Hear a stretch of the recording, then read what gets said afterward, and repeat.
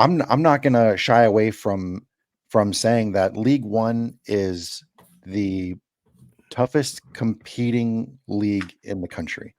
Top to bottom, this is the toughest competing league. There's so much parity. There's the competitive level week to week is insane.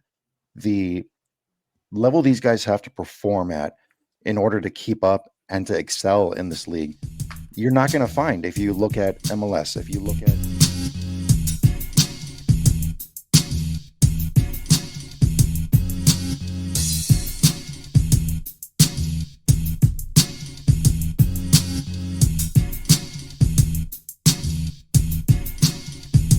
two of the things that I really like looking at that list, the first thing is that the level of the league, the ceiling is rising. And so just by looking at those players that went ahead and...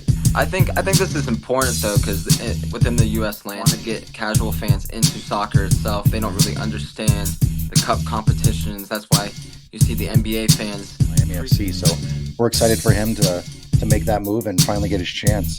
He's another one of those players who had a good career there at Union Omaha, and it's a big one for sure for Omaha is JP Skiers. I mean, a guy there since the inaugural season, captained the team last season. I think Fitzgerald and Mazzola, the ones jumping as of right now, surprising to me. Because personally, if you were to ask me the two that would have gone, have in mind is that we have 2 weekends in September that are basically the semifinals and finals of this tournament. And the calendar to me is a little 3 USL teams, League One, Super League, W League. Queensboro was one of the reference points. We really liked what they did with their brand. If you look at Pack and Lewis and Delgado, they all came from Chip, didn't have many appearances or had, didn't play as.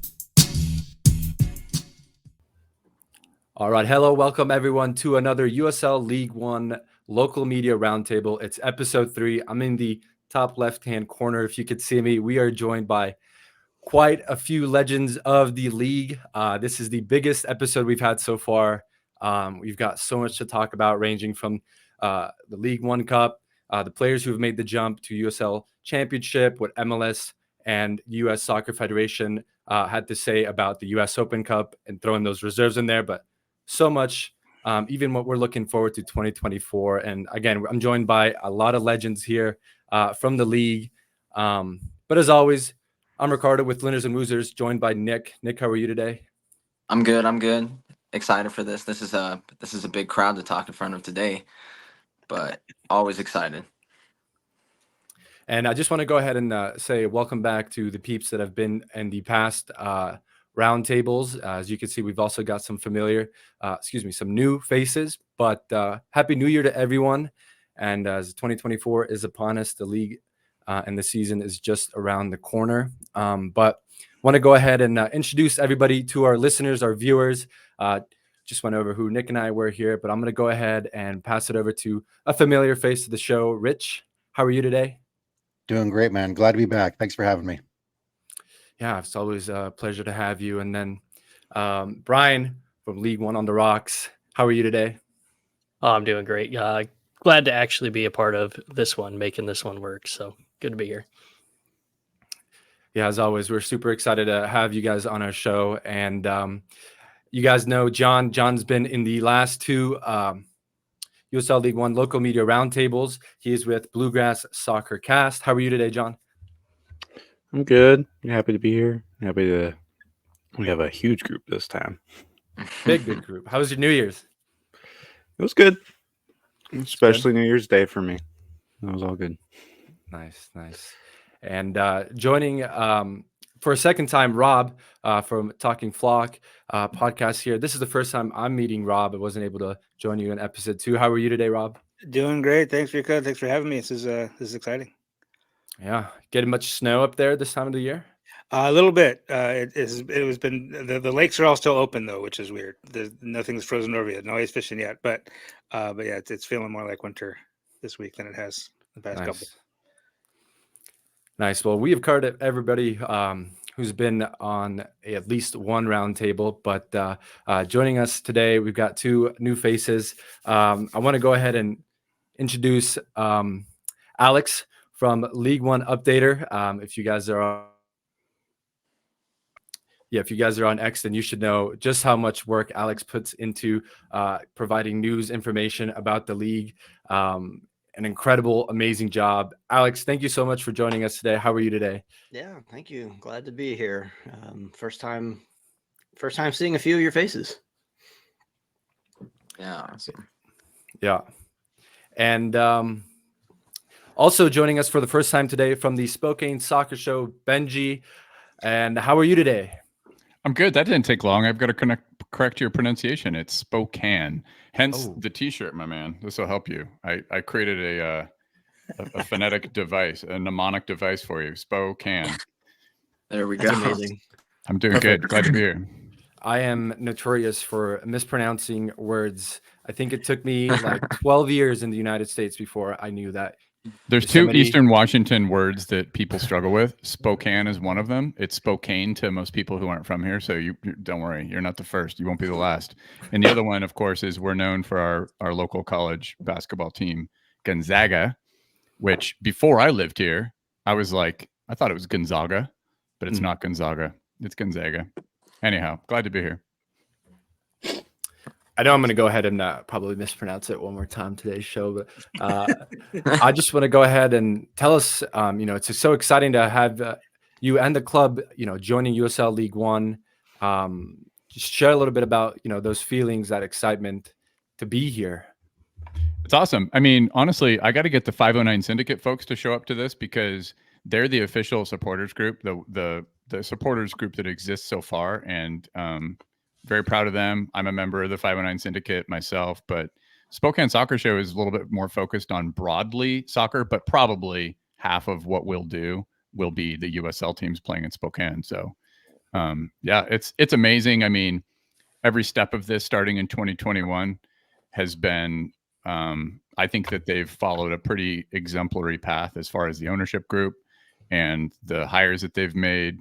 They haven't put a foot wrong yet. And I think everyone, including myself, have a lot to be excited about. And we are really excited. I have a little bit of news, but I'll wait till the time comes for what I have to share. Can't wait. Well, again, this is a pretty exciting episode, joined by so many of us here today from the league. And just want to go ahead and recap real quick. The last two episodes, episode 1 and 2, you can find them on YouTube, the full videos. On the last episode, Rob, John, and Nick just really dove into MLS wanting to go ahead and opt out of the US Open Cup and send their MLS Next Pro teams. So the full 1 hour, 30 minutes, plus conversation that they had is on the YouTube channel. But we will go ahead and, touch a little bit on that later in the show today, just how US Soccer Federation responded. But first, 2024, it's here. What can we go ahead and expect from our teams? What do we want to go ahead and start here with? So much has happened since we last spoke. Just giving Noko Hailstorm, for example, we've had quite a few big players leave the club. And right now we've had 9 core players coming back for the 2024 season. And I feel like this offseason has barely been a more exciting one than last year. So a lot is happening. Some things that we can't probably share on the show today, but stick around for that. And let's go ahead and just dive right into it. From the last thing that we covered, guys, was the USL League One Cup. We were discussing that. We were speculating that, what it looked like, what the schedule. That was on episode 1, but now USL League One actually came out with a full video. If you guys saw it on Twitter, just going ahead and describe a little bit of the competition. Now, while I go ahead and share this visual, Nick, if you want to go ahead and start with initial thoughts on the competition, just share a little bit about it. I'm getting more excited about it just because we get a balanced league schedule. We get something else to play for. And that they did announce that it's gonna be a little more open for other leagues to join. So I think it could be potentially something bigger in the future. So I'm definitely excited for it. The only thing I'm still not a big fan of is the goals rule that you'll qualify to the, I'm assuming, a semifinal via scoring the most goals. I get the concept, but in practice we might see something different, and it might be really frustrating as a fan of a certain team if your team gets knocked out right at the end because you didn't score enough goals. But I think other than that, I think it's pretty exciting. We can call this a West group, I guess. It's pretty big, but I'm pretty excited.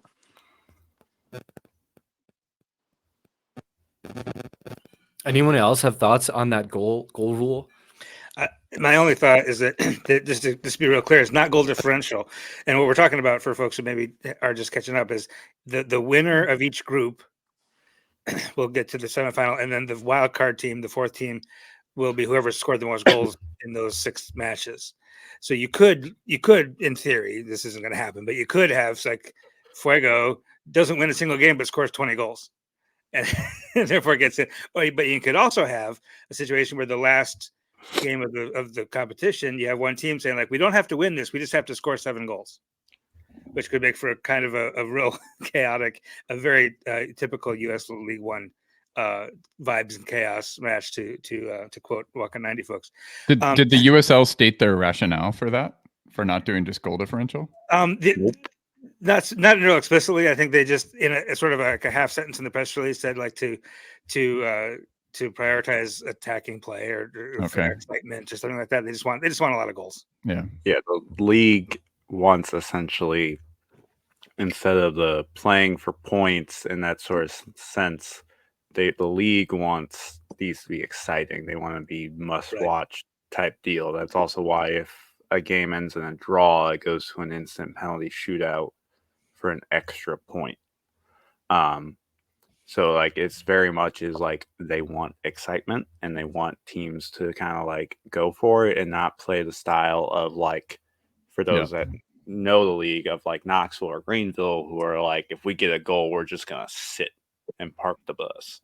They want that kind of like, well, if you do that, you don't win every single game, you're not gonna make it out of your group unless you are scoring goals.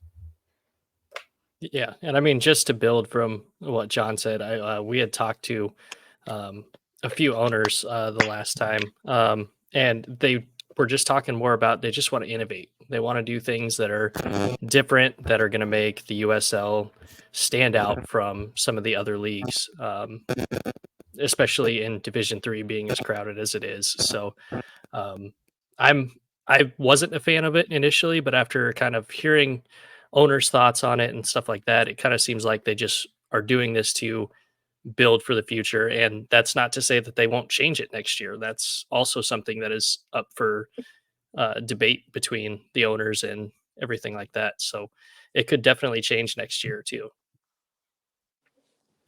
Yeah, it fills in a year that we just need a balanced schedule, and like, you know, it could very much change next year. I'm curious so I don't know about all of y'all, but in Richmond, you know, we get a lot of fans that come to the games. Like, you know, we've been hitting upward of 6,000 last season, but, you know, I would say a vast majority of them are casuals. So I'm wondering if they're going to like read out the rules and the expectations at the beginning of the match over the PA so people understand what they're getting into. That's an interesting one. There'll just be a lot of weirdos like us leaning over to the people sitting next to us, explaining it to them. we're gonna mansplain the hell out of this tournament. I think so. Alex, do you mean like if a casual goes to watch one of these games and they're like, why the hell is everyone just on their front foot, just taking shots from all angles?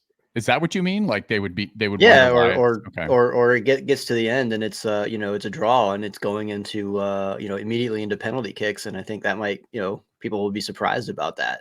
Because there's no added time. Okay. Right. Yeah, and in, you know, and it's like a regular season game. Yeah, we're used to a lot of games just ending in a draw and people just get up and walk out. Okay. I think we're being a little giving to casuals, because when Lexington drew with Madison in our first home game, there was literally people asking, why didn't it go to pens? And I was like, it's a league game? They don't Oh, go okay. to penalties. So I Really? think the casuals, if they see that, they're going to be like, "Oh, okay," because Mm. they just Overtime. view World Cup. They view like World Cup type deal. I think this is important though, because within the U.S. landscape, we if we want to get casual fans into soccer itself, they don't really understand the cup competitions. That's why you see the NBA fans freaking out about the in-season tournament. It was something new. It was something innovative. It was something else to win. In a really long regular season that tends to get a little boring within the NBA. So I think this is important, like that the third division, you're getting people that aren't maybe too into soccer, in the smaller communities starting to Yes, the understand like a smaller cup markets. Yeah. competition. Yeah.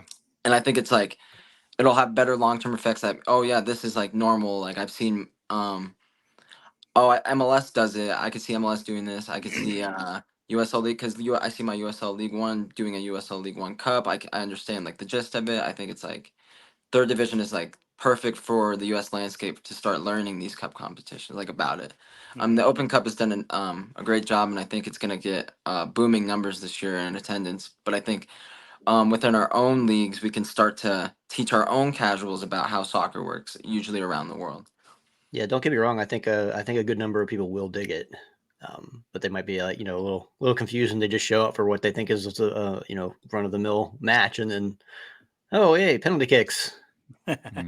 And looking beyond 2024, this is going to be a huge bargaining piece for every single one of the owners in League One when they approach championship again to start promoting the idea of promotion relegation. Yeah. The other thing that I have in mind is that we have 2 weekends in September that are basically set aside for the semifinals and finals of this tournament. And the calendar to me is a little strange. Like one of the cool things about the NBA tournament was you had meaningful, exciting games in December, which you normally don't have in the NBA. But we're going to have the semifinal and final a month before the playoffs start.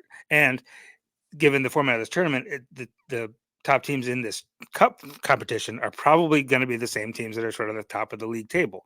So you'll have a bunch of teams lower in the table having a couple of Saturdays off, while the top 4 teams will have to play these cup games while also jockeying for position at the top of the league table. So that's obviously podcaster hand wringing, like finding things to complain about, as we do. But it'll be interesting to see how the calendar plays out this first time around.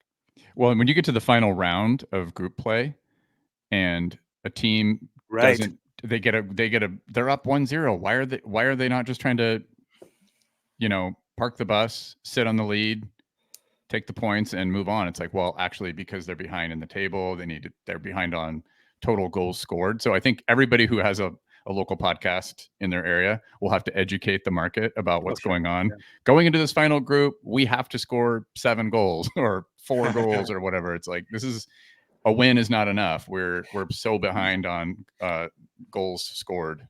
But there will also be 3 or 4 or 5 teams that have been eliminated by that last day of cup competition and can just empty the bench and have a crazy chaos game just for fun. Totally. Next levels of shithousing. Yeah. Right. Absolutely.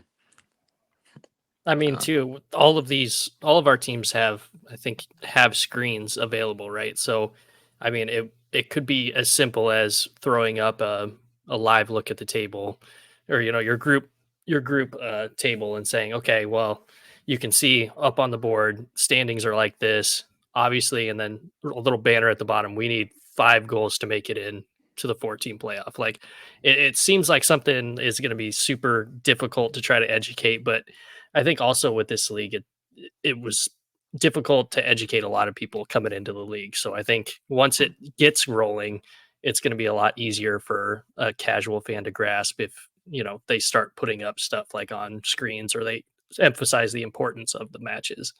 Brian, I'm going to get you a dry erase board so you can write down the live standings on there and walk around Warner Park without your shirt on, like one of those boxing ring girls. Yeah, that's fine. I'll do it. Good. Okay. I mean, in Richmond, we don't have a screen yet. Not until 2025, apparently, according to Rob Ucrop. But That was funny, Alex. I thought you were going to be like, in Richmond, we don't have whiteboards. It's no, we need whiteboards because we literally don't have a screen. We have an old fashioned like high school football scoreboard still. Even All though right, we're the Alex, oldest we'll team in the come up league. to Richmond then. I'll make my way up to Richmond and I'll have the whiteboard for you guys. There you go. If you don't have a sticker of Brian, got to get that sticker because that's the infamous iconic image that everyone should have of Brian in their mind.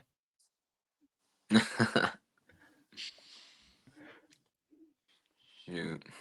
Yeah, if anybody doesn't know, it's just me drunk on the river with a coconut bra on. Just go to my Twitter page and it's my handle. You'll see it. It's a classic. Love that one. Wait, do you guys think this USL Cup is also gonna? I'm sure this isn't what they've talked about, but like build like those local rivalries within the league. I think that's probably one of the goals because since we're gonna have a balanced schedule with the other teams. You're gonna be playing 3. I don't even know how many matches. 3-4 matches against these specific teams in this region. So I wonder if the goal is also to build these local rivalries. The West one's not very local, but the other ones you're getting there. Yeah, I think that Yeah. was a big thing for them. I mean, obviously, the East group is the most condensed out of the 3 groups, right? But yeah, it was a big emphasis on them to do that. But I also come back to being an Omaha fan. Omaha's schedule is not really conducive for that, just based on the fact that the majority of their League One Cup matches are during the week. It's Wednesday, Thursdays, or Fridays. And I mean, that is their own fault for sharing a stadium. But it just makes it difficult for travel, especially if you're in Spokane or Fuego. Like that's a long trek to watch a match that may or may not actually matter. Yeah, it could be detrimental to the season or potentially just adding on to potential injuries, but fatigue, having it midweek and then a weekend game every single time when you're having the cup games. Well, I think that honestly just does about cover everything we can go ahead and say about the cup. It sounds like everyone has at least something positive to go ahead and say about the competition. And as more rolls around it, as the first match is upon us, we'll see just exactly how each of our team will go ahead and market the competition. I know you guys just talked about educating the casuals. Also, fans that support, Major League Soccer, the championship, or footy abroad, just getting that interest from them to look at USL League One and what this cup competition looks like, what it could mean. Can this be implemented in our league in the future, etc. Just some thoughts there. But just going to go ahead and move away from that topic here and move on to something, another hot topic that we discussed at one of our previous roundtables.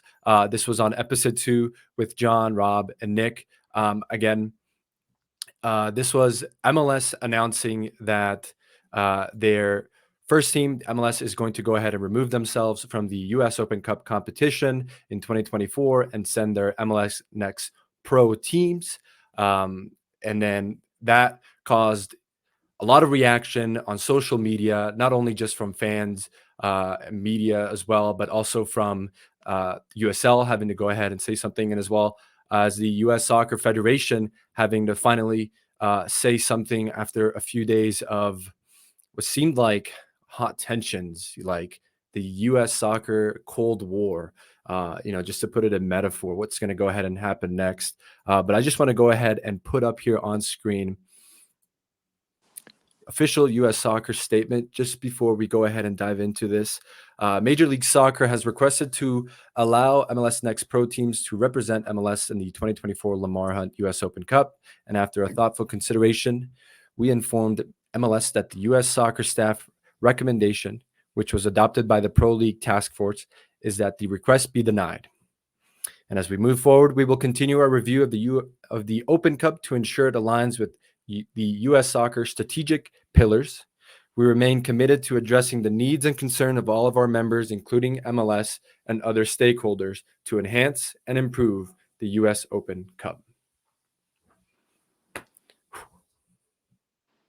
Well, initial thoughts, big move from the U.S. Soccer Federation, just coming in and saying no, putting their foot down. And I know that it was talked a lot by so many different media outlets, just how times have changed looking at U.S. soccer now, that U.S. soccer has the capability to go ahead and put out a statement like this because they're able to efficiently be independent. They are not so reliant on Major League Soccer's checkbook as much. But this is huge. This is huge. Having MLS teams back in the U.S. Open Cup, you know, as Rob mentioned in the last episode, it's unfathomable just thinking of your top division not being able to compete in your domestic cup competition. So I want to go ahead and open it up to the floor on your thoughts on the official statement that U.S. Soccer made. Positive about it? Are we all? Yeah, like you said, I mean, it's great that the assumption when MLS first made its announcement was that U.S. Soccer is not going to say no. They're all in MLS's pocket, right? They're just they can't do anything without MLS. But they didn't. They grew a backbone and they said no. You know, you're the top flight league in this country. You have to play in a domestic cup. Sorry. What's going to happen? I don't know. There has been something, and maybe there's been some discussion about could they do basically what they wanted to do in the early rounds and basically send a reserve squad, even though it's the first team, it's the Columbus Crew, but it's actually the Columbus Crew backups, right? How many guys could you call up from Columbus Crew 2 for one game without running into collective bargaining agreement problems, right? So I think it's good on US. It's good for US Soccer to have put their foot down and said no. And now the question is, what's next? And my sense is that given where we are on the calendar, the 2024 competition is going to go forward as it always has, maybe with some roster shenanigans, and then going forward we'll figure out what's next. But overall, a good move by US Soccer. I just want to touch on something you mentioned there, Rob, and it's how much of a positive step do we think this is a positive step in the next direction for MLS to renegotiate maybe some of those short-term loans that some of those MLS Next Pro players, I know looking at, for example, the Colorado Rapids a few times this season, stacked with injuries. So they were able to go ahead and call up 2 or 3 of the Rapids 2 players with short-term loans that were only lasting a few days. So I just want to go ahead and ask, is it a positive move in that direction to go ahead and allow MLS teams to maybe have more free short-term loans structures, being able to go ahead and call up, maybe not as many as they want, but just more during these competitions? So, and the cup.us released a really nice article today about this. The common misconception is that the Open Cup is limiting MLS, or that's what MLS is saying, that the whole point of MLS Next Pro was to be able to playing for MLS teams was to get young kids talent. The only roster restrictions that are preventing MLS teams from allowing their MLS Next Pro players to play for them in the cup are their own. And so the MLS themselves, if they want to play these, essentially the MLS Next Pro sides, they can change their roster rules. They chose not to, but they can change their roster rules to allow that to happen. They can make the loans longer, or you could call them up as much as possible or whatever. But the MLS, essentially the roster rules for MLS are in the MLS's hands. The cup is like, it's whatever your league roster rules are, is how we treat it, especially since they got rid of the cup tied thing for players now. It's literally on the MLS now to change their roster rules. If the U.S. Soccer Federation keeps telling them, you can't send the Next Pro teams, it's on the MLS now. If they really want to play the youth, change your roster rules and you can play the youth more. What is their current limit? I know last year I watched Sporting Kansas City because Ethan Bryant, former Richmond kicker, got signed to a short-term contract along with like 4 or 5 others specifically to play in the later rounds of the Open Cup. Does anybody know like what those rules are, like the limits or how long they have to stay? No. No, I think we're going to go ahead and look that up here real quick, but I don't think I've seen any of them do more than one game. So if, for example, player A played on Wednesday, did a short term that expired on Thursday, and then they would have to, wait and get a new deal to play next week, if that makes sense. I'm not sure, but that's how I remember seeing the wrap. Is Benji, you have that info? It looks like you do. Well, this is from 2020, so I don't know if I should take this all that seriously, but a club may sign a player to a maximum of 4. A club, sorry, may sign a player to a maximum of 4 short-term agreements each season, maximum of 16 days. Yeah, that kind of answers it. Well, I mean, I think that I don't know if anybody had a chance to listen to it. I would not blame you if you hadn't. Some of you probably never heard of the Spokane Soccer Show a week ago, but I did an hour-and-a-half interview that was edited to 50 minutes with my friend Chuck Booth, who writes about soccer for CBS Sports, and we covered this topic so like multi-directionally, and that did come up that it's great that U.S. Soccer said what they did, but all they were effectively saying was in alignment with FIFA and the rest of the world that pays attention to this sport, is that you can't have your top flight team just decide they're not going to participate in a domestic cup. So I don't even think MLS was probably surprised. Maybe they're just going to, and now they were probably trying to put one between the eyes of USL and the Open Cup, and now they're going to do their backup plan, which is they'll probably change their rules to allow for more young players. Which is, I mean, if you saw what most of the U.S. soccer community said about this whole drama, it's like you just don't want to take it out of the hands of the individual team and club to decide who they want to play. And that's what effectively MLS was trying to do. So it'll probably just go to, all right, fine, we'll change our rules and then we'll let clubs do what every domestic cup we watch in other countries, that's what they do already. So they'll just change their bylaws to allow for clubs to play as many young players as they want. That's my suspicion of what will happen next. And maybe not in time for this 2024 Cup, but this will be the last cup that I would imagine the MLS doing what they've done traditionally. They'll do something, if not ahead of this season. And Benji had a good discussion on the Spokane Soccer Show.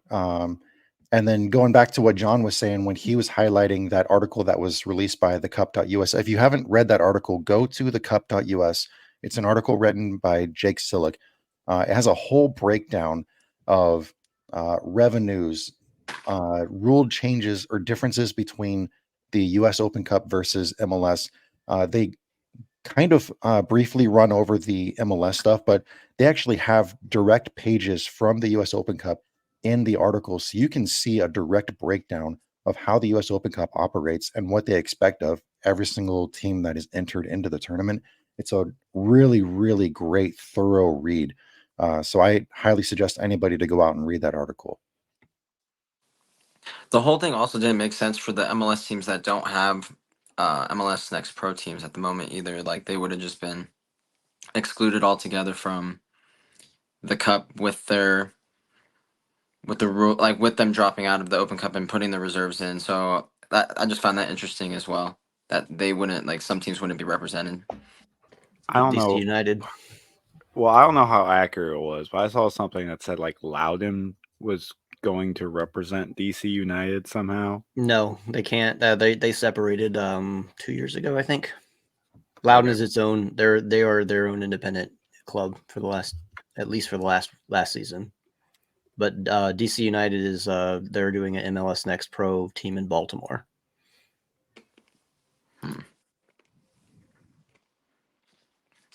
Well, I mean, I guess everybody's all in favor, obviously, of the soccer statement from U.S. Soccer. But I guess I'll be a little bit controversial and say I'm not a huge fan of it because I don't think it goes far enough.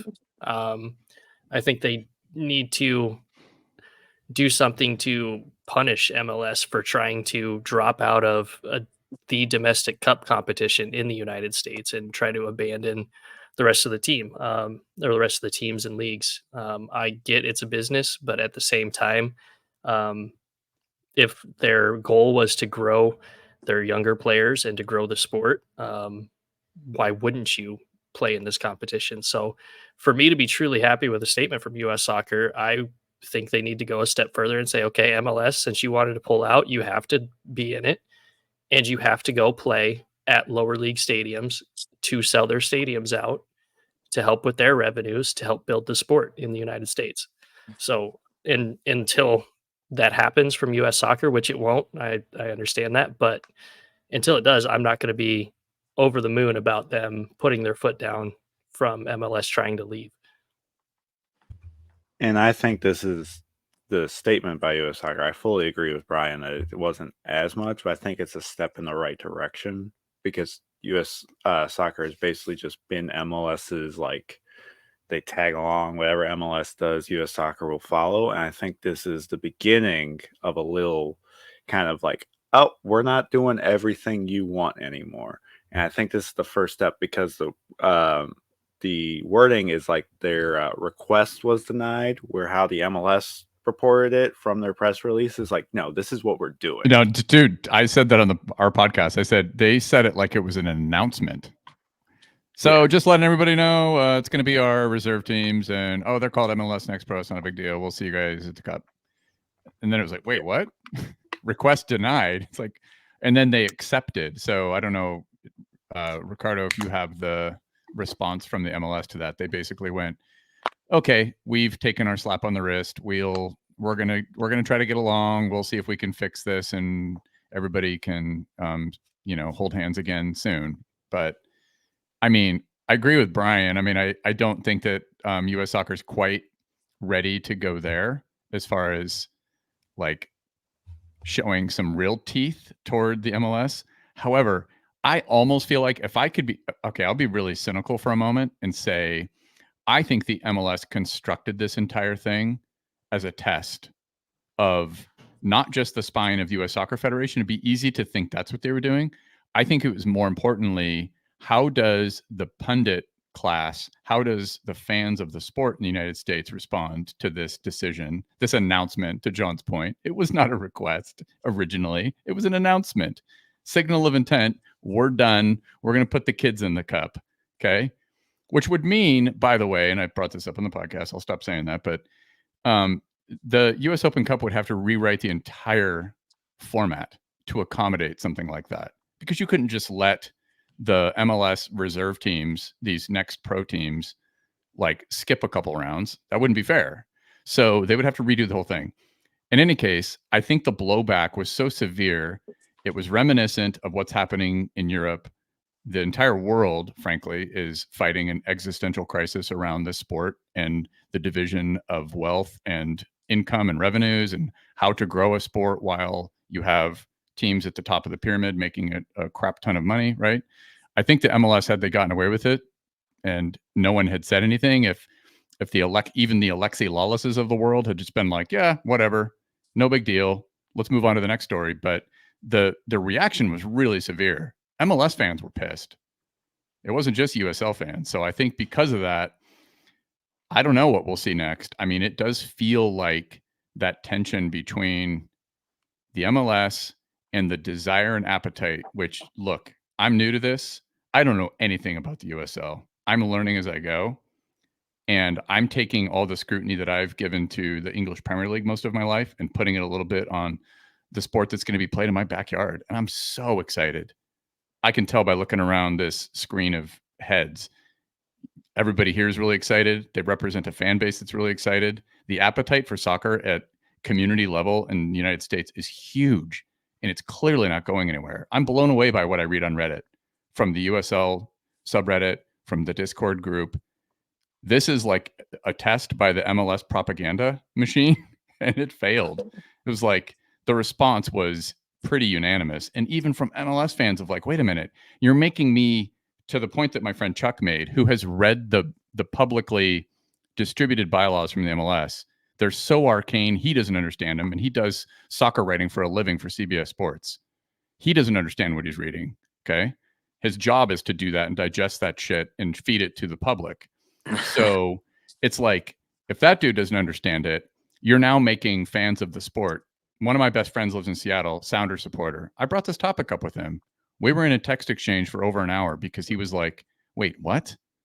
He didn't even know he didn't even have a fundamental understanding of the ownership structure of the MLS. The fact that there are 29 investor owners. He was like, wait, what? So the Sounders, that's not, we don't own our own club. I was like, no, you own a piece of the MLS. So it's inviting, a moment like this invites scrutiny. It invites people to, okay, wait a minute. I want to read the fine print. Oh, the MLS is just one big giant thing. Yeah. And nobody knows exactly how Lionel Messi is paid. There's a bunch of fans out there that are wondering, is my team paying for part of Lionel Messi to come to the MLS? And is that okay? How WWE does that make the MLS? Sorry, I'm going super conspiracy theory here, but I mean, I've seen a lot of people asking a lot of other questions too now. Like what is this? What is the deal with when a player is a free agent and then is still like technically owned by their team and like you have to pay like TAM and GAM to to get just Alex, to get on Alex, when I see those acronyms, TAM and GAM, and then I read about what they mean, I honestly can't believe this is, why are we doing it this way? Yeah, I've seen a lot of people asking those questions lately, like MLS fans asking those questions now, realizing like how screwy the system is. And this decision to make this announcement about the Open Cup just invited people to pay attention. And that's what I think is really interesting. Exactly. So it was a canary in the coal mine kind of an incident of like, wait a minute, you're making me, it makes me uncomfortable. I just want to go to watch Sounders games. Now, one of my best friends who cares a lot about stuff like this, he doesn't want to support like a weird entity like this that is trying to kill competition and trying to kill the USL teams. You know, he doesn't like that. It made him feel bad. It's bad vibes. And Benji, like you said, MLS fans love the US Open Cup. I started off as a US Open Cup a long time ago when I was, as I was rooting for Chicago Fire. I was lucky enough to cover Chicago Fire while I was writing for a website over in England. And I can tell you, not only did MLS fans love reading about the Open Cup, people abroad loved to read about the Open Cup because it was one of those tournaments where that magic could happen. And MLS fans truly do love the Open Cup. And so I'll go one further, Rich. The more familiar they are with the sport played, the domestic cups of other countries, especially the FA Cup, right? The FA Cup has faced its own problems of possible extinction. I don't know if anybody remembers, but was it 5 or 6 years ago, Gary Lineker and others, they did like a special documentary about the FA Cup to remind fans of the cities, the Uniteds, Manchester United, of course there's Newcastle United, many other Uniteds, and the Arsenals of the world, to be like, don't give up on this cup. This cup is so special to the Bradfords of the world that are capable of beating Jose Mourinho's Premier League winning 2015 team 4-2. Like that can happen, and it still happens. Leicester City still happens. Like we don't want to kill the dream of the little team that can punch above its weight class. So Americans watching Ted Lasso and watching Welcome to Wrexham, they're familiar with this stuff and they like it. This is a good time to remind everyone that this weekend is an FA Cup weekend, so get up early. It's a big slate of games. Newcastle United is playing Sunderland, my friends. Like there you go. I mean, many of us here have seen our own team beat an MLS team, and that feeling itself is unreal. And it absolutely, it's definitely one of the best moments of my watching Hailstorm so far. Watching us beat Real Salt Lake and those guys from Utah. So, that's rad. When did that happen? When did that happen? It was 2022 season. We beat. Oh, that's cool. Yeah, okay. We beat our championships switchbacks first, and then we beat Real Salt Lake, and then we lost to these folks, Union Omaha. Okay. But the fact that the Open Cup has been around for so long, 108, 109 years now, there's a romanticism that's starting to build around this cup that people are starting to become more and more enamored with. And the more that they learn about the history behind the cup, even before the MLS was formed, if you look back at some of the storylines that came about in the Open Cup, I love writing for the cup.us. I love covering the Open Cup. Even the very like the qualification stages, seeing the amateur clubs try to qualify for the Open Cup, it's a magical time. And if you go back and read some of the articles there, Protagonist has even written some stuff about the Open Cup. If you go check out all that kind of stuff, there's some incredible stories that come from the Open Cup, and it's truly something that we should treasure. Now, let me give another side of that, though. I lived in DC about 10, 12 years ago, a DC United fan, a team that has won the Open Cup recently, in the last 20 years. And they made it so frustratingly difficult to get to the Open Cup home games. They would like change the ticketing system. They wouldn't promote them at all. You would show up, and it would be like, a third of the normal crowd. So like, I've seen this, this move coming from MLS for a while now. Then, so it didn't surprise me at all coming from And that it's so, background. Alex, what you just described is so short-sighted and ignorant. Yeah. I have never cared about the MLS, in part because of the things we're talking about, right? But if you wanted any potential path to somebody like me becoming a fan of the MLS and the nearest team being the Seattle Sounders, if you come out and you play the velocity, it's a huge part of my podcast was focused on. I wanted our audience to understand this is what's at stake, right? And the Sounders were fully behind it, and they got stoked about it. They supported it, they promoted it, and they came out, they put out a first team. Maybe they smash us. Who cares? We got to see XYZ players from Seattle Sounders. That makes a much shorter path to me becoming a fan of the Sounders. Yeah.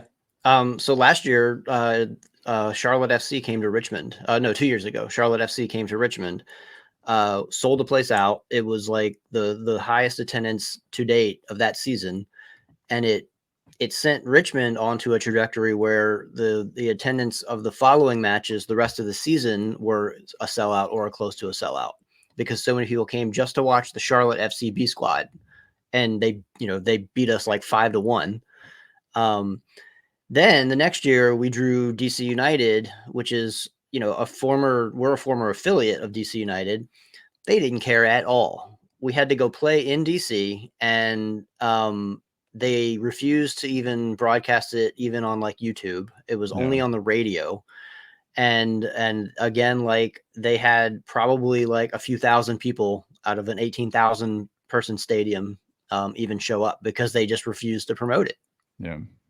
That brings up another issue, Alex, that this up until last year, this thing was on ESPN Plus and it was easy to see. Last year, it was absurd how difficult it was to just watch a game. You can't have a domestic cup like this where the teams are having to put together their own broadcasts of it. Yeah. That there has to be a television deal. If it doesn't, the sports is a TV show. If there isn't, if it's not on TV, it doesn't happen. People who can't get to the game, if it's a long trip, or for whatever reason, watch it on TV instead. It has to be there. It has to be easy to find. That's a critical piece that's going to have to get put together. And I apologize for the noise my child is making in the background. Yeah, and the other thing that happens to the point we were just making a moment ago, and it came up on Reddit a few times, I think on the USL subreddit, right? It's like fans from England don't understand how this is such a problem, because they'll say, wait a minute, why does your top flight teams, your tier 1 teams, shit all over the lower tier teams? In England, you'll have, let's take these examples we just talked about. You'll have people who are like, oh, I've got my local club. They're small. They're a League One team. They're a League Two team. Maybe they're a conference. Maybe they're a National League team. The Vanarama, the Wrexham League, right? But then they're like, but we also have our Chelsea, right? You can have divided affinities and affiliations and love for clubs. You don't have to just love one club.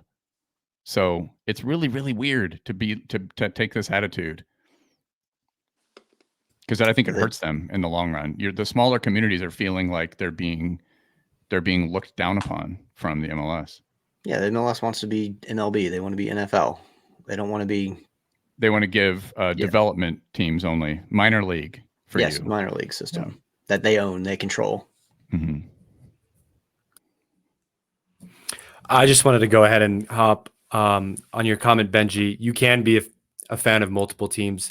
I saw the Rapids and Hailstorm play last year in the US Open Cup, and it was a really hard match.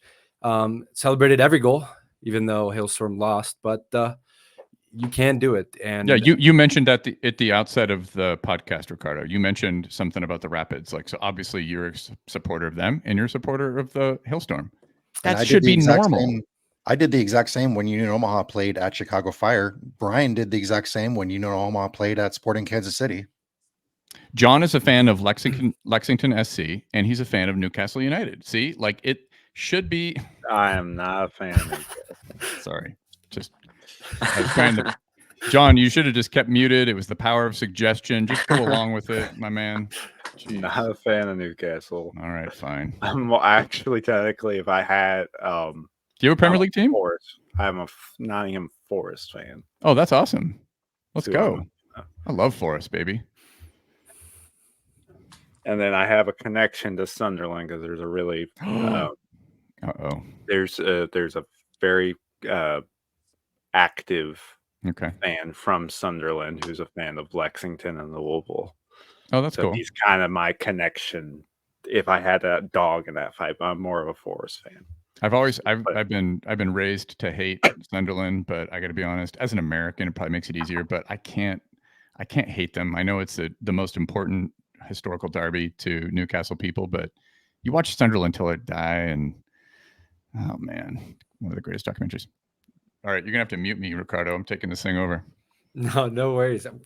This is awesome. We're glad you're on our show here today on the roundtable. I just want to go ahead and wrap it up here on the discussion of the US Open Cup. Again, it is possible to be a fan of an MLS team and a lower league team. It's possible. And as we move on to the next thing, as we get ready to talk about what's ahead of the 2024 season for USL League One, what we have in store for our team, some way too early predictions, some thoughts about that. Just wanted to go ahead and give some flowers, a little bit of discussion in the amount of players in USL League One after the 2023 season ended who made the jump to the championship. And so I want to go ahead and share one last visual here made by the awesome Alex here. Boom. On X, you can go ahead and find League One Updater. Just went ahead and find all of this information also on the website. We'll go ahead and throw that link when we make the thread for the announcement of this video on X and Instagram. But just to look at some of the names that went ahead and made the jump from USL League One to the championship. Some big names just from NOCO alone. Trevor Amon. This list is delicious. I don't know anything about USL League One. I'm learning, but Trevor Amon, isn't that the Golden Boot winner? Yeah. Let's start there. How are you NOCO fans feeling right now? Well, I'll go first. I used to play with Trevor as a kid on the same team. We used to just grow up playing together, playing against each other. And right now he's a local guy. I'm happy for him. Absolutely. Yeah. Only 45 minutes down the road where we grew up. So awesome. Trevor's I'm just super thrilled for him because he definitely deserved this move. Last year, or the year before, 2022, I definitely saw the talent with him. He just needed to. It was his first year as an actual professional, so he needed to adjust a little bit, and he absolutely hit his stride this year. So I'm more thrilled than sad to see one of our local lads go to the championship. A great team at that. He is making a move to a good team, though. So that's a really good positive in his career. And the big question that Nick and I had is, where are we going to get 20-plus goals this season? And so that's the big question right now for the front office and head coach Iman Zayed. We're still looking for that power number 9. We have had Irvin Parra confirmed coming back, and we know the type of player that he is in the league. And so having him back fully healthy on the grind will definitely go ahead and be a help to the team. But again, we're asking, where are we going to go ahead and find those goals? Because not only did we lose the Golden Boot winner, but we lost a counterpart who provided all of the assists for our team practically. USL League One's Defender of the Year. Again, Arthur Rogers, not Trevor. So that's another one. That's another big one for Noko here as he makes the move to Tulsa. FC Tulsa. Sorry, the screen stopped sharing there. FC Tulsa. This one for me. This one hurts because this one hurts.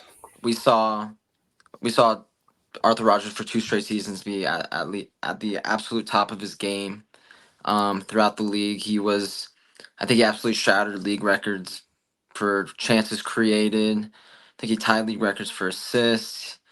He played midfield. He played right back. He played center back. He was an all around, Swiss Army guy. He could just do it all, and I think overall I thought he was our best player last year and the year before. He's just very, very technical, very strong, and I'm very disappointed. Rogers is gone more. Obviously, he deserves it. He deserves another crack at the championship since coming from Hartford to Northern Colorado.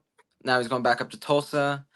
I think it's a good decision on a personal note, a good career move. He's making the jump up. He absolutely deserves it. But just as a Hailstorm fan, where are we gonna find our chance creator and our goal guy? It's gonna be an interesting 2024. I can't wait to hear about the new names landing soon. Well, and to add on top of that, with Rob Cornwall going back overseas. Absolutely, Rob was on. Yeah, go ahead. Yeah, no, the stalwart center back there. I was going to mention too. In addition to all these guys going from League One to Championship, you have Cornwall going back to the top flight of Ireland, and Pierre da Silva, who didn't play a lot in League One this year, but was a good sort of super sub at the end of the season for Madison. Now in the top flight in Peru, so you got a lot of guys who are making a step up, and this is so funny because at the end of the season, I was ready to have a whole big discussion about how League One isn't really a development league anymore. And this is sort of my Madison bias, probably. 2021, Carl Craig in Madison signed a bunch of guys to their first contract, like a lot of guys coming out of academy, coming out of college, up and coming guys. And then Matt Glazer comes in and signs a bunch of veterans, a bunch of guys who've been in the lower levels, the League One and the Championship, and so it seems. And then last year I don't think, maybe I'm wrong about this, but I don't think there were this many guys at this point in the year that had made a step up. No, this is more than I think it's more than double than total from last year, like 5 or 6. Okay, so my thought process is vindicated that I wasn't completely wrong on this. And I was ready to say, like, USL League One is a nice independent league on its own. That it's not necessarily a stepping stone, but it's just our own thing. We're just going to try to win here on these terms. And then I'm proven completely wrong by this huge number of guys who did really well last year, who are sad to see go, but who are vindicating the quality of the coaching and the competition at this level, and be ready to take the next step. The other question I had, and this is my own ignorance, do we know how many guys NCFC are taking to the championship with them? Has they announced? Yes, anybody? They're at the bottom of the post. Anderson, Blanco, Holiday, Lumsden, Maldonado, McLaughlin, Menzigan, Navarro, Peleo, Perez, Serviana, and Summersall. Yeah, so I didn't even see that. That's okay, cool. So that's another bunch of guys that are making the jump. Yep, big chunk of their team. Yeah, it's a shorter list of who they're not taking up as opposed to who they're taking with them. So this is a team that went from League One to the Championship. Is that right? Yes, they were in Championship. They I think they had lost out on an MLS bid to Charlotte, and then they decided to voluntarily self-relegate while they got their stuff together. Spent 2 wooden spoon seasons in the USL One, paid a whole lot of money in last offseason to bring in like every talented free agent from around the league. Okay. And won the league. Yeah. And then unsurprisingly. Okay. And then they had an option to go back to a championship, which they exercised. Okay. So they were trying to become MLS. Charlotte got it instead, and they're in Raleigh. Yes. Okay. I'm following. This From is my understanding. I got to be honest, guys. Sorry. Go ahead, John. They're connected directly with the North Carolina Courage, who are in the NWSL. They both play in the same stadium and all that type of stuff. So they were trying to have that like both pro teams play same type. Oh, of so the NWSL team is a Raleigh team. Courage. Yes, and they're significantly larger than NCFC because they're in the top division. Okay, yeah. They have like wild. Women's World Cup stars. Yeah, and NCFC with North Carolina Courage, and then Racing Louisville with Lou City are the two NWSL teams connected to a USL team. Sorry, I'm actually here to ask dumb questions, and I have to be honest with you. What I have found is if you don't answer the dumb questions, you will have listeners that are like, they want to get in on this League One juice, and the juice it's so new, it's so fresh. I'm just making a recommendation. We got to educate people. Yeah, ask away. People won't know any of this. The juice is so good. The league is so young. Like Omaha is viewed as a stalwart, and they've only been around like, what is this, their 5th season? This will be their 5th. Yep. Yeah, this is the sixth year of the league. Yeah, we're all new. it's all new, and there are so many freaking teams. And this is after the purge of the MLS teams. 5. There's set to be 4 or 5 more, yes. And then we're predicting one bump. One of those teams is not. I don't think one of those 5. I don't think it's gonna make it. We're thinking Santa Barbara, not find us, or Santa Barbara too. Santa Barbara is basically gone ghost now. I think unless they start doing stuff, they're dead in the water. Or what about Brooklyn? Are you still confident in Brooklyn and their? I think Brooklyn's happening. Brooklyn. Yeah, Brooklyn's definitely happening. Brooklyn is absolutely happening, and I think they're going to happen formidably. Yeah. All 4 of those teams are somewhat active on social media. They post occasionally, that type of thing. Santa Barbara has not posted since like July, August. They don't have a primary investor. That's the story, right? Yeah, they don't have a primary investor. Okay. Brooklyn. My only issue with Brooklyn is they need a stadium. They don't. They haven't announced anything yet, and that's kind of what killed like Queensboro FC. Is they did all this branding, and then they had no stadium. Oh wait, is Queensboro dead? Basically. Okay. I don't think it's been announced, but they are dead.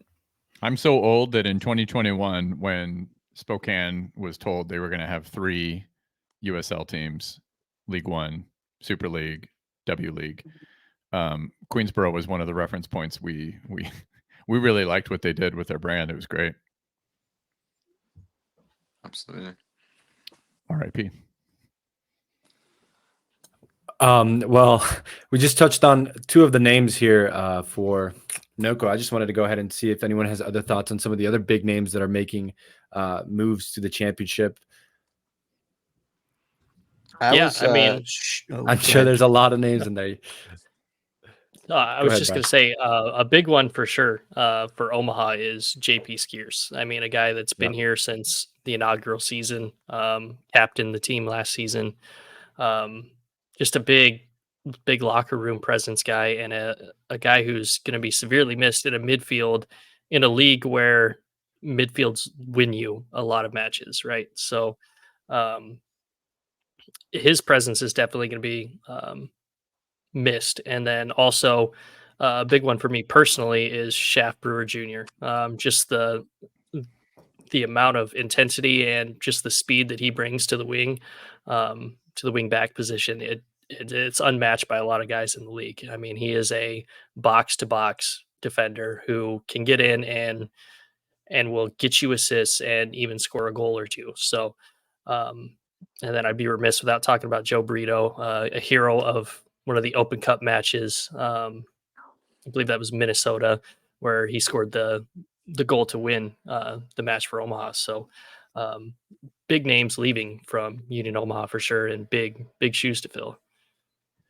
And Brian, you and I have a personal connection to Dalton Knutson, who played last season at Tormenta, finally getting his his shot to play up in championship going to Miami FC. So we're excited for him to make that move and finally get his chance. But he's another one of those players who had a good career there at Union Omaha, and it's good to see him finally get his chance. Yeah, I'm stoked for him because he was a free agent for a good portion of last season. He was like he went into the season unsigned, and Tormenta picked him up after a string of injuries. So to see him get a chance like that is pretty amazing. Yeah, I believe they picked him up after those injuries, and he ended up playing out the rest of the season, and ended up being a guy that they really needed back there. So just another one of those really big stories. It's good to see because he'd also been in the league for quite a while as well. So the names are familiar to people who have watched the league. So that also raises your brand awareness, obviously, for League One. The more guys you send up, the more times you're going to hear USL League One. And maybe off of that, you get a few more fans because maybe they're closer and they say, okay, I'll go give this a shot, and they end up loving it.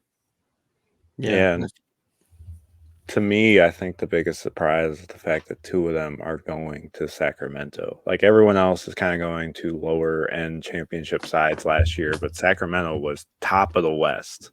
And they're getting Trevor Amont and Mazzola, who Mazzola will probably be a backup in Sacramento, but they are all making this jump. And it was especially, I liked seeing the two guys go to North Carolina, because North Carolina very much was like, they're bringing up all these guys themselves, but they're also like, those guys can compete. Those guys can be with us.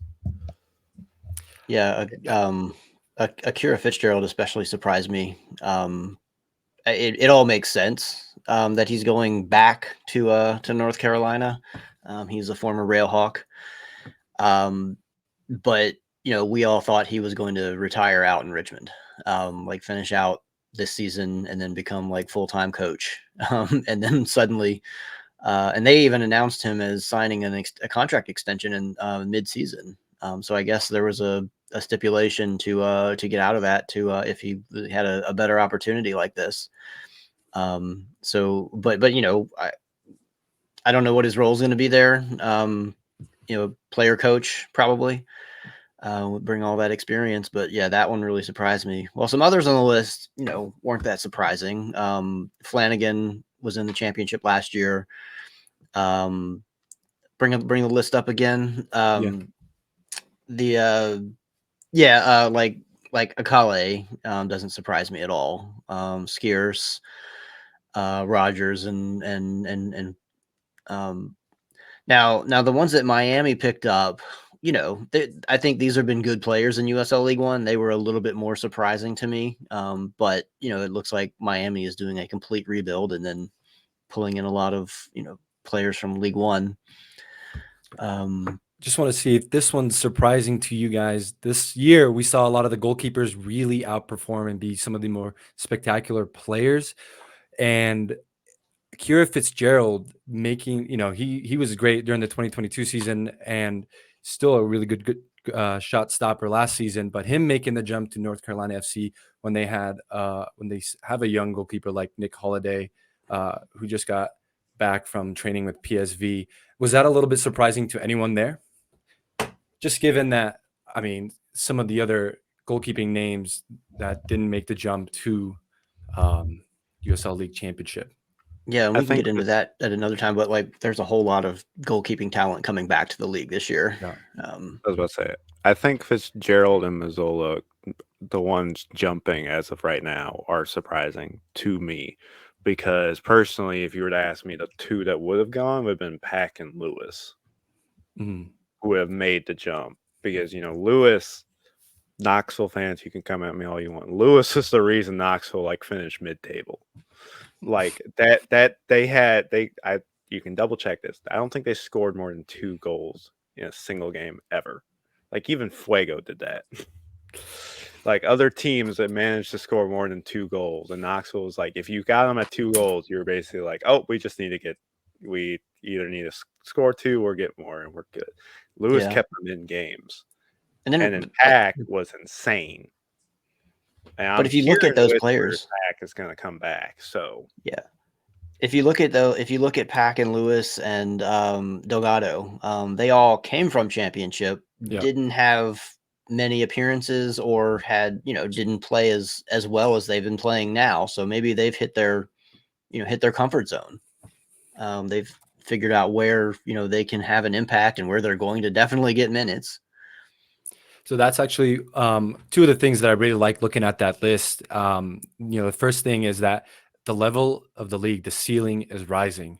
And so just by looking at those players that went ahead and broke some records or performed really well this year have been rewarded with that jump on that next career. But at the same time, all those really good players that the league so far has been able to retain, just like those three goalkeepers that we mentioned, spectacular. I think that's just one of the positives to really take from seeing so many of our players from the league make that jump to the championship is that the level of this league is really rising.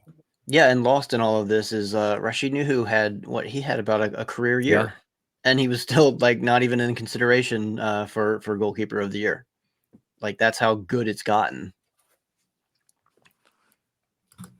Any final thoughts on that list of players, or just the topic of making that jump from USL League One to USL Championship? Any final thoughts, or anyone want to bash on a championship team before we beat him in the Open Cup? I think it further legitimizes the strength of League One as a league as a whole, because I'm not going to shy away from saying that League One is the toughest competing league in the country. Top to bottom, this is the toughest competing league. There's so much parity. There's the competitive level week to week is insane. The level these guys have to perform at in order to keep up and to excel in this league, you're not going to find if you look at MLS, if you look at USL League Championship. And that's what makes covering this league so much fun.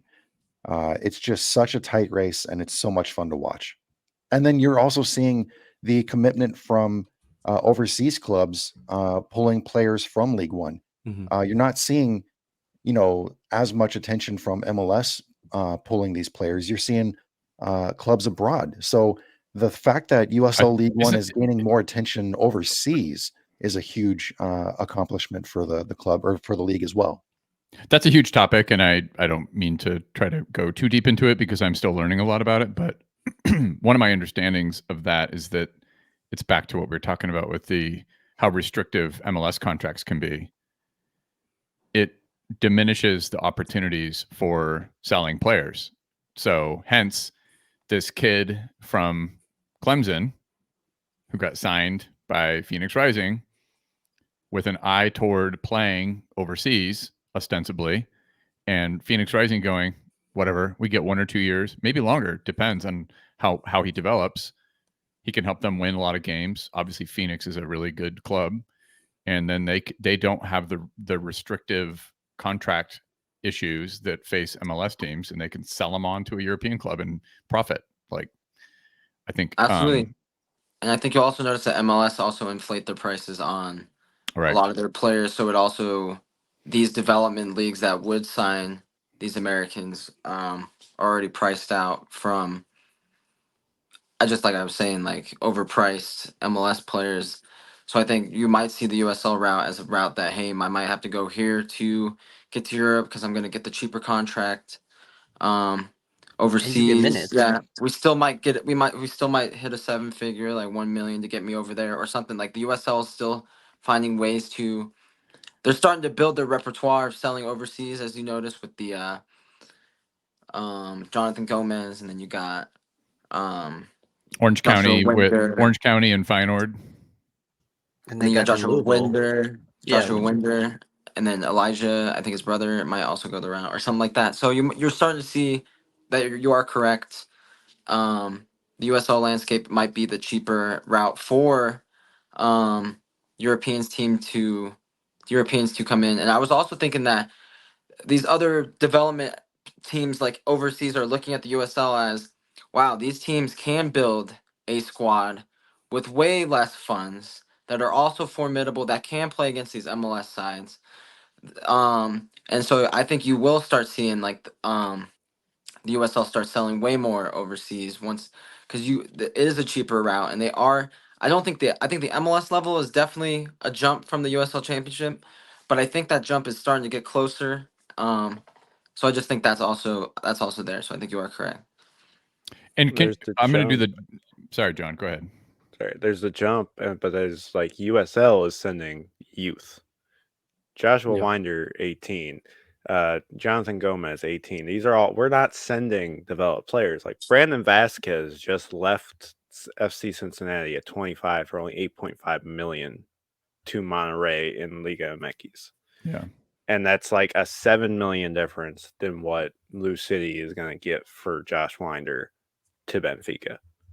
That, if with the pay difference of a league that you pay 20 million to get into versus a league you pay 500 million to get into, and you're sending players of, they're 7 years apart, but there's a 7 million difference. That's $1 million per year. That's not that big of a difference. I'm going to ask a dumb question. What is the skill gap between? I'm under the impression, tell me how naive this is, that the skill gap between League One and Championship is actually not that profound in USL. Is that true? You are correct. Yep. Okay. Yep. I think you'll find the top half Championship teams with the bigger funds to be a little more formidable over the bottom half, Like Phoenix, over yeah. USL 1. But I think you got USL League One caliber teams hiding in the Championship right now that could easily be in this league, competing with teams in this league.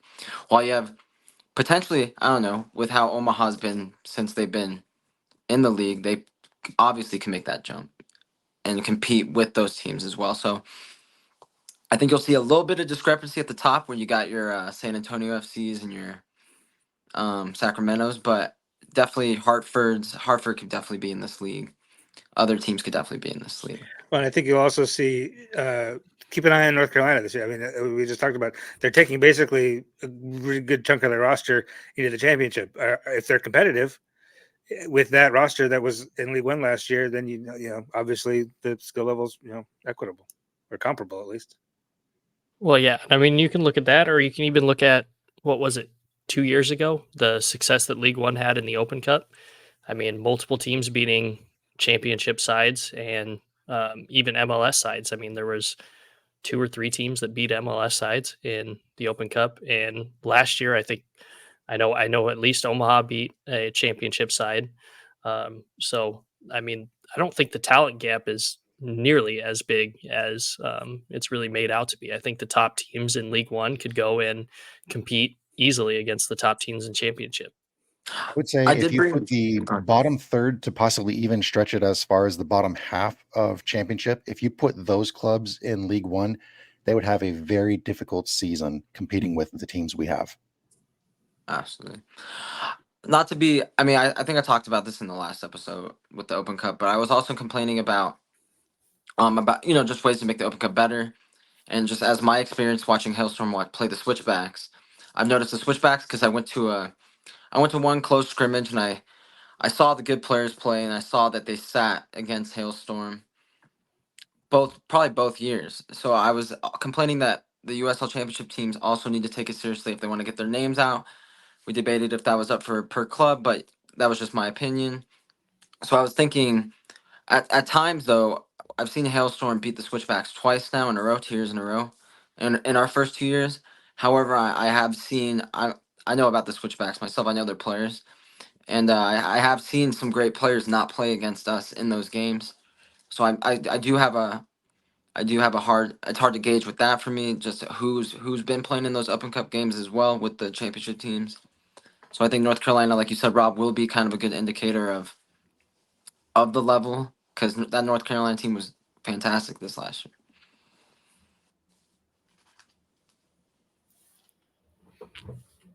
All right. I think that wraps up that subject there. Just discussing USL Championship, USL League One.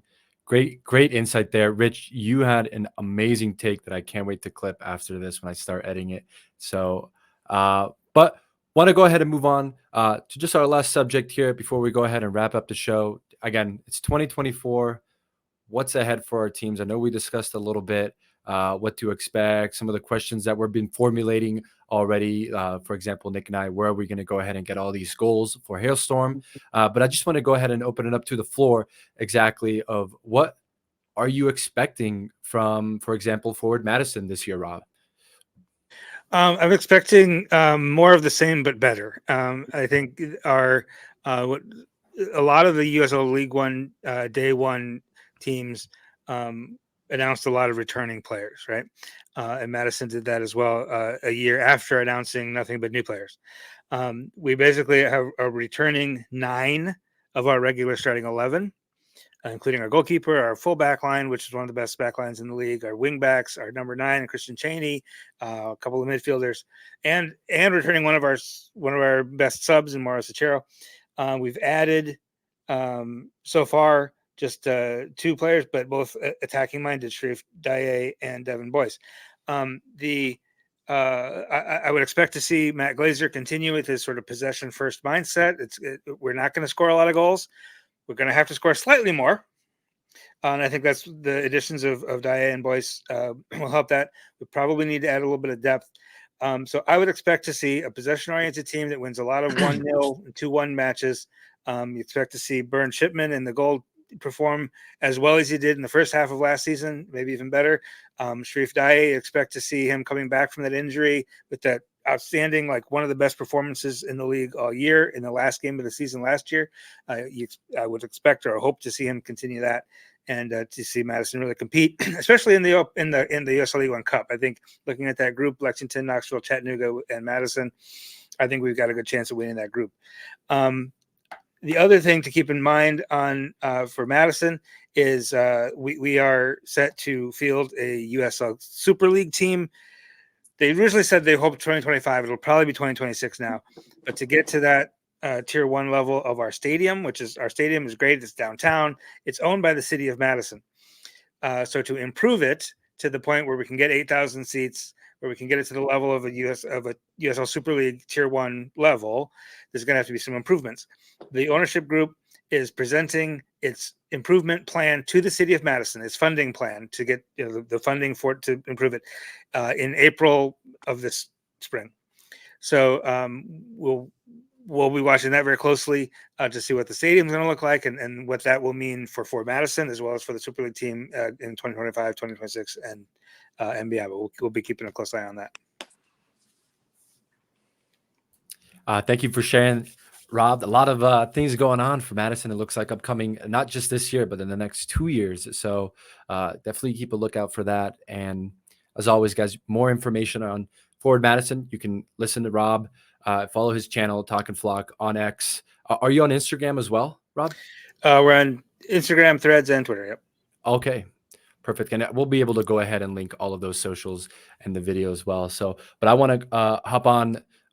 Brian, to you, what do you expect from Union Omaha in 2024 after, where do you go from 2023 to 2024? I mean, Omaha also brought back a big slew of players from Dion Akoff, Dolabella, Dos Santos, Gallardo, a youngin, and Anderson Holt, who is one I'm definitely going to be watching this season. Just from some hold up play last season, just being smart, knowing when you go to the corner and just sit on the ball and being able to hold off 3 defenders trying to take the ball from him. You got Lagos Kunga coming back, so he's going to pair very well with Steven Dos Santos up top, Luca Mastrantonio, Milanese, and then, of course, Rashid Nuhu coming back again this year. I think depending on who they bring in, they're obviously going to have to reload a lot of this roster, losing some of your key contributors. But Omaha is yet to miss the playoffs in their existence. So I don't know if I'll see a Shield winning season again this season, but I expect Omaha definitely to make the playoffs again and hopefully challenge for the Shield or even the Cup. Good odds with the expanded playoffs too. Mm-hmm. I'm happy. that the Italians are back in Omaha. But yeah, Nick, please share with us. I'm too excited to talk about. I want to talk about NoCo and where do we go from losing the league record scorer for a season, Trevor, with 23 regular season goals, 3 playoff goals against Madison. Sorry, Rob. And losing Arthur Rogers, who arguably could be the best player, who was the best player in the league. I think where do we go? I'm fairly excited. I think Eamon Zayed's really good at finding talent to his side, from getting Norte from overseas, from getting Rob Cornwall. Yes, he's going back to his club he's been at for like 6 years before he was at Hailstorm. Bringing over Billy King from Scotland. I think we're going to see a fantastic second half, or fantastic second season from him. I think he started off pretty hot last year with Hailstorm, and then he slowed down a bit, but he was definitely a dangerous player when he was healthy and on the pitch. I think from our podcast with Eamon, he said we're signing an Australian, so I'm searching up every Australian to ever touch a football right now. Yeah, so I with the expanded playoff, and I think we're definitely not going to have our peaks from last year. We had almost a 20-point swing from the year before, so I'm expecting more like our 2022 season, and probably finish within the playoffs though, because the expanded playoffs. So I'm gonna go Hailstorm. I finish like 6th or 7th. We'll go 5th, 6th, or 7th. That's where I'm gonna go.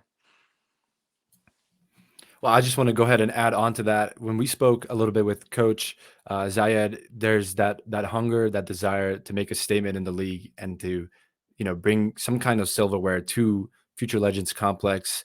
And as we hope to have Casey here on the podcast in the next coming weeks, we just want to go ahead and see what the cup means to Hailstorm if we're going to actually go ahead and go all in on this competition, just knowing how hungry and wanting Coach Eamon Zayed wants to bring victory to Future Legends Complex. So being one of the teams that in our short existence has built and has had great players come in and come through, as well as some expensive roster building, especially in our first season, I think there's quick demand to go ahead and have a quick victory, some kind of big trophy come to Windsor, Colorado, before maybe we start to go ahead and actually become a steady team in the league. Again, that 20-point deficit that Nick mentioned from our first season to the second season, just the way that Trevor exploded. And now that we're losing also Arthur, where are we going to go ahead and get those points, those goals, those assists are going to actually play a big factor. So we might not,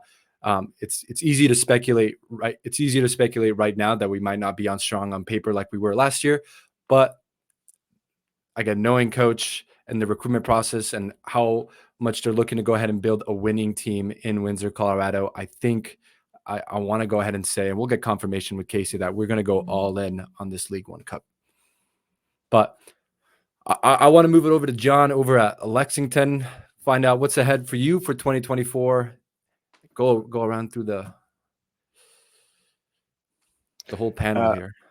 So I think a lot of people need to be on their toes about Lexington. We bring back basically a consistent number of our attackers. Currently, we're bringing back the highest goal scorer left in Ates Diouf, with Anderson and Eamon both jumping to the championship.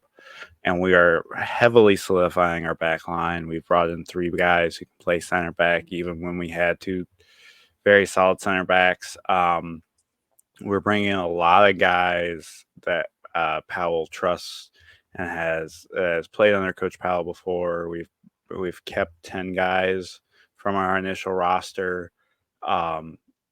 So I would be very afraid of Lexington. I'm not trying to be like we're going to go out and just dominate, because it's hard to say. But Lexington was very much in the games a lot of times. It was a matter of finishing, and playing a full 90 for us was our issue. And I think with Powell, who knows the league and has been in the league before, and his playing style could very much make Lexington a very dangerous team. And there's some other people that are supposedly coming to Lex that we'll have to see how that works out. But Lexington with our new stadium and all that type of stuff, we could be very, very hard to play come 2024. Are you going into the season as an underdog, or is the hype real for Lexington? I think that depends on how people look at us. We finished 9th last year, so I'm not saying we're going to walk around and we should be like, we're going to win the Shield, that type of deal. But with the balanced schedule now, how the playoffs are, and what other people are saying, not necessarily me, but what other people are saying is that Lex is going to do really good. I'm kind of a wait and see how that happens type guy, but I don't expect Lexington to miss the playoffs. Man, you're being too humble, man. This is your club is winning the off season. Wear that crown with pride, dude. Absolutely. I was gonna say, listen, I have my reserves. We really don't have a solidified midfield yet. That's the one thing where I'm like, because like I said, we've signed 3 guys. We've signed 5 guys total, and 3 of them have been center backs. So I'm like, where's everyone gonna play? We have 2 midfielders right now because the youth is technically a midfielder, but he's a true striker. And so that means we have Mane and Caputo. That's it. So I'm like, what are we gonna do? But quick dumb question. What is the squad depth? What is the size of the squad in League One? 26 total is the USL roster limit. And is it 18 on match day? Yeah, 18 on match day, 26 on a roster. I think Lex started like with 23 last year. So cool. Madison started with 20 last year. Which was insane, turned out. Alex, what are you most excited for the 2024 season here for Richmond? For Richmond, yeah. So Richmond brings back a large core. We signed a lot of people to multi-year contracts last year, so they're all coming back for their second contract year. We finished 11th in the table last season. Very disappointing after winning the Players' Shield the year before. We lost a lot of talent between the seasons.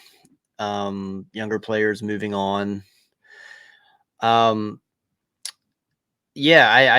Sawatsky is, I think he's fully capable of developing younger players into hotshot, like Ethan Bryant, for example. I think he came out of the San Antonio Academy to Richmond, and then suddenly is like one of the best midfielders in the league. And then, of course, he moves on to MLS. So Sawatsky can probably pull this out of his sleeve. And maybe last year was just a down year of, developing some of these younger players to turn into really good players like Simon Fitch and Beckett Howell, who is now on a professional contract. Landon Johnson's now on a professional contract. So we'll see. We definitely need to fill in something better on the left wing side.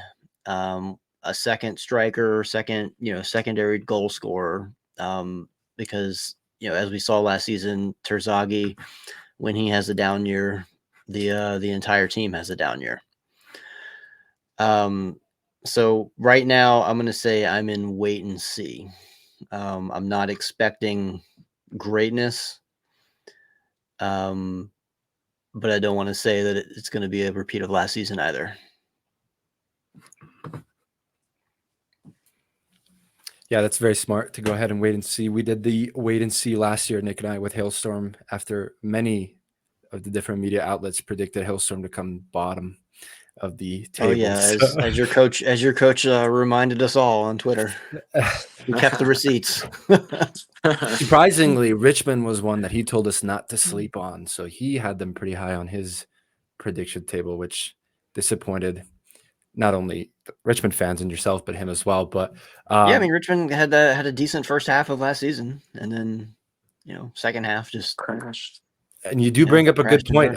when Terzagi's having a bad year, it looks like the whole team is having one. So getting that crucial second striker that can go ahead and assist a player of his caliber will be really crucial if you guys do make that playoff now that it is expanded. But yeah, and he had some injuries last year as well.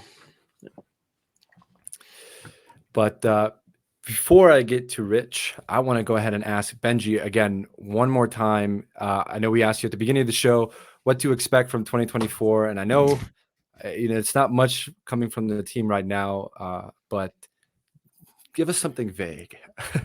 Riccardo, what are you talking about? We've signed 2 players, so we're running. This is a listen. Listen. I just want you to know that last time we signed 2 players, and okay, that's what happened. So in certain parts of Europe, this is a new thing. We're running a 1-1-0 formation, no keeper. That's how much confidence we have in our left back, Derek Waldeck, and our midfielder, Morgan Hackworth. Waldeck is a good defender, but yeah.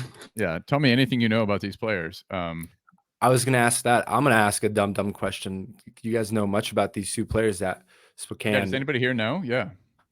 Yeah, I mean, Waldeck was he anchored Knoxville's defense last year. They gave up the fewest goals in the league. So, as a defender, I would say he's pretty solid. And Morgan was with the former San Diego Loyal before they went glug.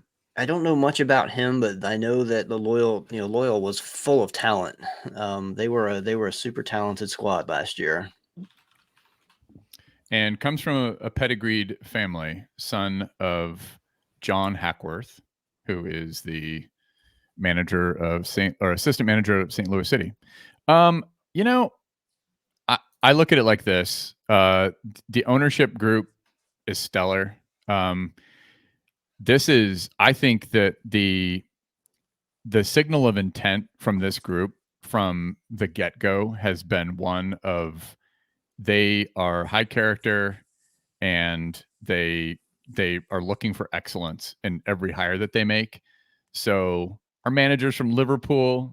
He was experienced as a head coach for Energy FC before they went on hiatus. I know there was a recent development with them. Maybe they've got signs of life in a couple of years when they get a stadium. He was an assistant with the runners-up Charleston Battery last year at USL Championship. Lee Veidman is who I'm talking about, our head coach. On the recruitment and development side, I did an interview with these 2 cats, and I got to tell you, I was super impressed. They just come across as so class. Gareth Smith is as sharp as they come. He comes from Glasgow. He was a successful Division I college soccer coach. Has deep connections with U.S. soccer.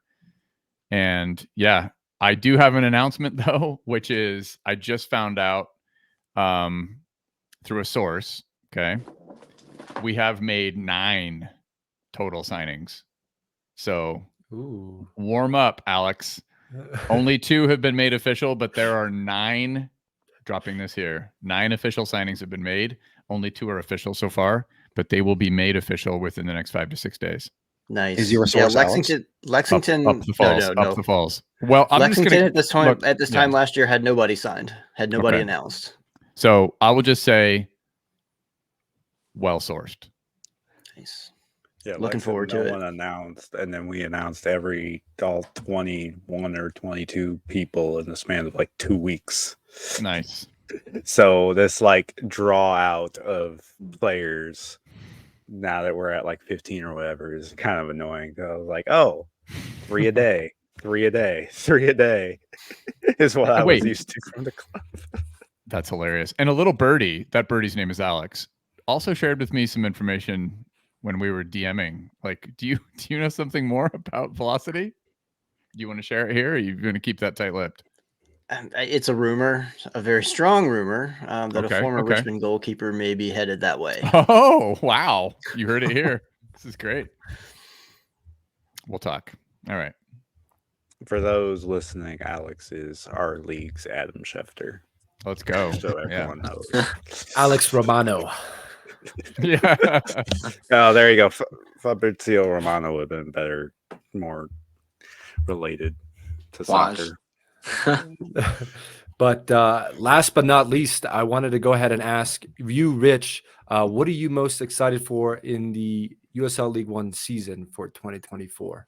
Ooh, I think there's going to be some major signings that are going to be happening here pretty soon. Players start reporting to camps in early February. So, like you guys were just saying, we're going to be seeing multiple signings a day here coming up, leading up to February. I know that we've been hyping up, other clubs outside of the ones that we've been chatting up, like Chattanooga or even One Knox. But I'm going to take some time to hype up Tormenta because they're a good friend of the Union Omaha crowd. Ian Cameron is doing a really good job of bringing in some players to replace the heavy veteran roster that he had last season. There's going to be a coaching announcement that has not been announced yet, but it will be announced here pretty soon. And it's going to turn some heads. I think people are going to be surprised by that one. And, they brought back players like Jake Dengler, who was injured last year. He's going to be back on the defensive line. They're bringing in the left back from Chattanooga, Aaron Lombardi. He was a fan favorite out there in Chattanooga. People loved him both on the field and off the field. He's going to be a good presence in Statesboro. But then if you look at some of the players they're bringing in from outside the league, like Mason Tunbridge and Tavio Dalmeida, those are both center mids that you're going to want to keep your eye on because those guys, if you watch their film, they're good. They're going to turn some heads in the league. They're going to impress a lot of people when you watch them play. So this could be a really exciting season for Tormenta. Just keep your eye out for them. And I know that we're hyping all of our local clubs. I just wanted to send a shout out to our friends down there in Statesboro. I'm going to add on that don't sleep on Chattanooga. They have about, I think, 8 more signed right now that they haven't announced. And apparently they're spending a little bit more money this year. And Charlotte is bringing back a good core as well. I guess to speak to the teams that aren't represented here. And then they're, I guess we're all probably in wait and see mood on Fuego with their Jones. amazing new coach. Yeah. And see what they can, see what they pull. Yeah, I'm working on a little prediction per every team piece on my little personal blog. And personally, here's a little insight. Charlotte, I think, will win some silverware. The group they're bringing back, the fact that there's 3 trophies that a team could win, they're just too good, and I think they're going to be too motivated from being 10 minutes away from being champions to not win some sort of silverware. What it is, they could be ambitious and win the Open Cup, for all we know. But I think they'll win something. And 2022 was 2023 was definitely an off year for the Red Wolves. They're definitely, I feel like, going to bounce back. They're the ones bringing in the league vets. They brought in a boatload of league vets, and they were playing really good down the stretch last year. I think if they can capture that, and with the veteran presence they have, they might be back up in the top of the league. And they're ramping up for a North Carolina style jump to the championship, right? That's their rumor. The rumor, you don't think so, Alex? The rumor was that they were going to try to put in the money and buy their way into the championship, and to do so by and to spend a lot this year and try to win USL League One to legitimize that. You don't think it's going to happen? I think that rumor just started on Twitter, to be honest. Never. We'll see. There's never be a rumor. There's never be an rumor on Twitter. What are you talking about? Yeah. USL Chattanooga's their like baby that they want to do really good because they found a guy in Utah to fund this team because Chattanooga FC wouldn't join. So like, I wouldn't be surprised if the USL went, well, if you give us $1, we'll bring you up to the championship. I'll believe it when it happens. Come on, Rich, just say it. Come on, put that in chat. What's up? Well, I just wanted to go ahead and touch on an interesting point you guys brought up with CV Fuego and this new signing of the head coach, Jermaine Jones. That is definitely a team that I'm not going to go ahead and sleep on and keep my eyes on because it'll be interesting to see the type of coach that Jones is and the style of football that he'll go ahead and bring to this league. But more importantly, just the importance that a face of that caliber for U.S. soccer just coming to the league and what that means. I think revenue wise, comparing that dude was a stud, man. Yeah, loved watching that player. Absolute legend, scoring that banger of a goal against Portugal in the 2014 World Cup. If you guys remember that curler, absolutely. Yeah, but I know, again, not comparing apple to oranges, with how, again, Lionel Messi coming to the league, or what a name of that caliber coming to the league does. But when we see MLS teams coming to face off against USL League One teams in US Open Cup, and what that means for the team's revenue and marketing during those games, I think it's going to go ahead and be huge that we have a name like Jermaine Jones in the league. So definitely be exciting to watch. I'm not sure how the team is going to perform. It's way too early for that. But I just wanted to go ahead and close out on that. Any final thoughts, discussion points, anything regarding this upcoming 2024 season, fellas? I think it'd be fun if we all had a prediction thread. Like keep score of our predictions and everything. I think it'd be fun. And build it on Twitter, you mean, or something? Yeah, and even include or make Alex do it on League One Updater. Yeah, exactly. Yeah, we could come back next week and with our predictions of Golden Boot winner, Player Shield winner, I would tournament winner. You guys know so much more than me about all this. I'm so brand new. It's you can give it a go. Derek Waldeck. Waldeck. Yeah, exactly. Derek Waldeck's going to win everything. You can be a homer. Morgan Hackworth is going to win the assist champion. Yes, he is. You can be a full-on homer. I think we could definitely. USL show does like match of the week picks. I think we could do that.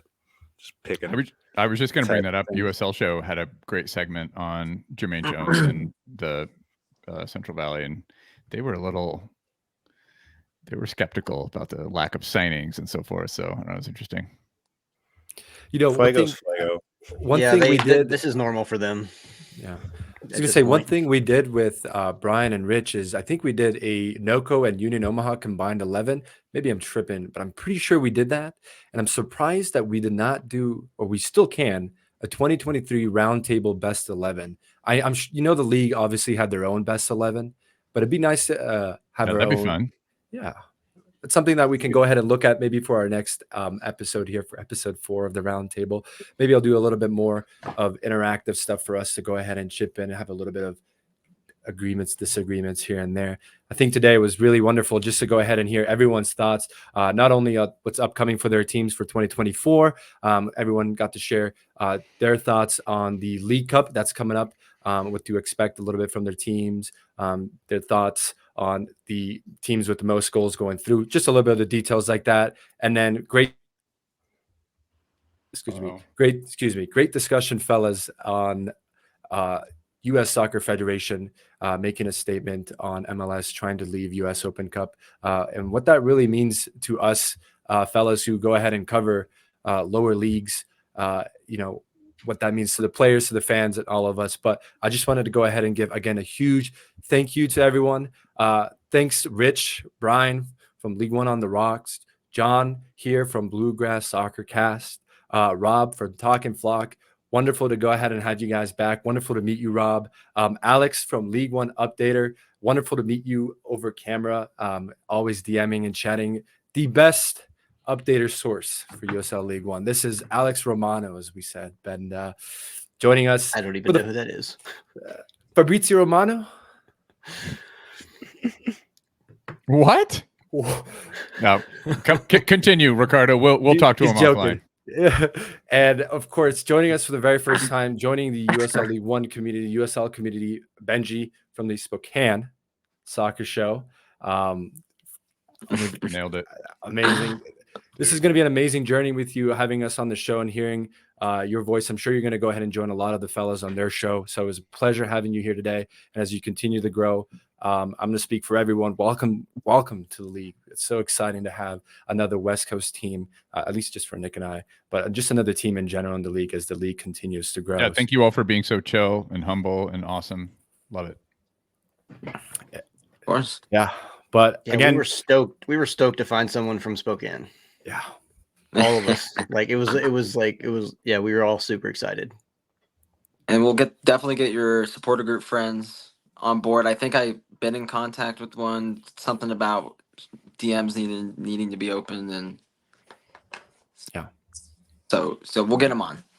I'm And I kicking know- them in the ass. Don't worry, it's happening.